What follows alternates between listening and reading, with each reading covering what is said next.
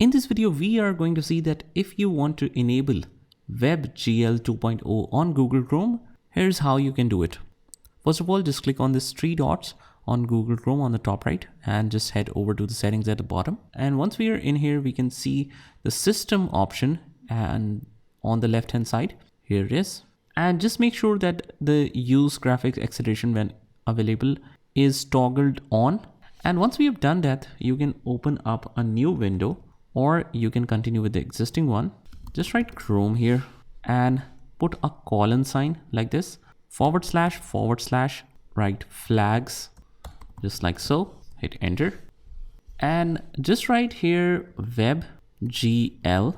Make sure you don't give any space because that's how it is written. So let's say this is the one, WebGL Graph Extensions 2.0, which is set to disabled. If we want to enable this, just change this to enabled and click on relaunch at the bottom. But for some people, if WebGL developer extensions is also required, you can just turn that on as well.